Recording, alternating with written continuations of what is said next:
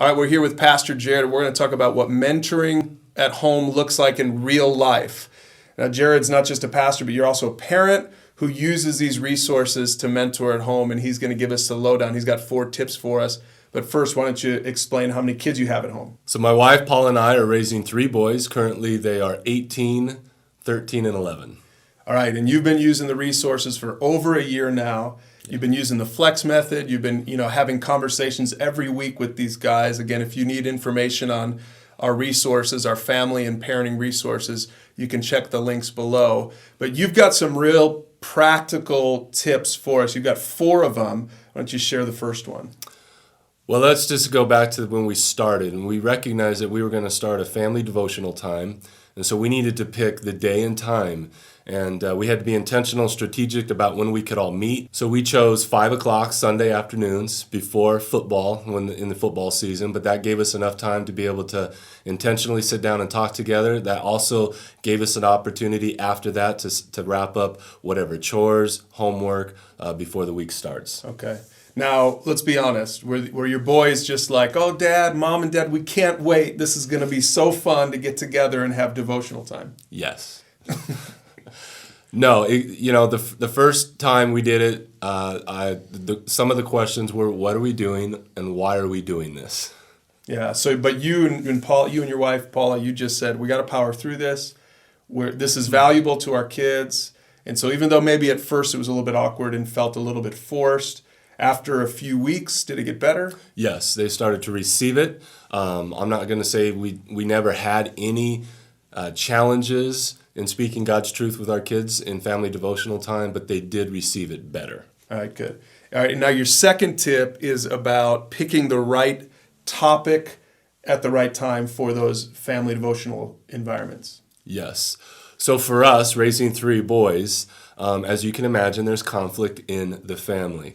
So that was something that we needed to talk about as a family, that we need to really seek God's word and love for one another. And for the first several weeks, we spent most of our time talking about conflict within the family, what we were experiencing, brothers fight. And so there was something in the library on conflict that allowed you to kind of get to that conversation with your kids? Yes. Did that impact sort of the way they related to one another around the home? Did you see it right away? Did it take some time? There was times where we saw it right away. There was other times where they've forgotten everything that we had talked about, to be honest with you.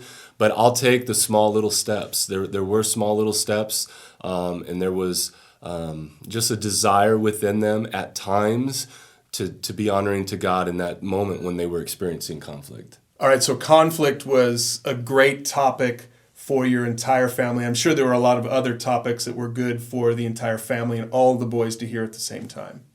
Yeah, but here's my next tip. My next tip is be ready to go one-on-one.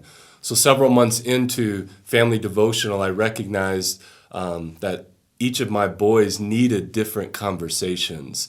16-year-olds need to have discussions about certain things. 13-year-olds, it's just much different, and it goes all the way down to my 11-year-old. So I identified that I needed to go one-on-one with them. Mm-hmm. And how was the environment different when you went one-on-one? Did you do it Sunday nights right afterward? How did you typically do that? No, at first I tried to identify times where I could meet up with each boy and have a discussion that I felt that I would pick from the library that they needed. But I quickly learned that I needed to change my strategy a little bit. So let me just share my middle boy. When I wanted to have a conversation and to get his attention, I discovered when I took him to Rancheritos to buy him a burrito and we ate over it, that he opened up more. Just in that environment, one-on-one, having a burrito with one another, he was just more engaging in the conversation.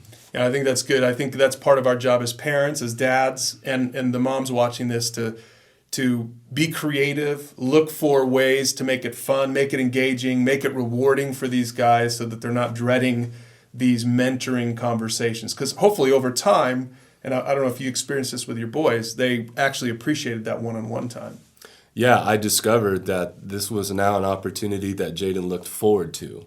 So, I mean, it was just really encouraging that as we're trying to find times, and as a father, I'm trying to be strategic about meeting with my boys and identifying opportunities to be able to speak truth with them. For them to be excited about it as well is a huge win. So then that relates to your last tip, really, because I'm sure some parents are watching this saying, well, this guy's a pastor, so he's probably really good at this. He's probably really natural. His kids are probably perfect. What would you say to that parent who maybe is looking at this and is maybe willing to try this, but it doesn't maybe work out real great the first time or the first couple of times? Well, it's actually very simple. Don't give up. I had to learn just like you're learning. I didn't succeed in every conversation that I had with my boys. I had to find out what works. I had to learn this as much as I was experienced as you will. Mm-hmm. Well, I think that's good. I think that's something my wife and I have learned is we have to press through. And, the biggest calling in our life, really, as parents, is to help our kids pursue God.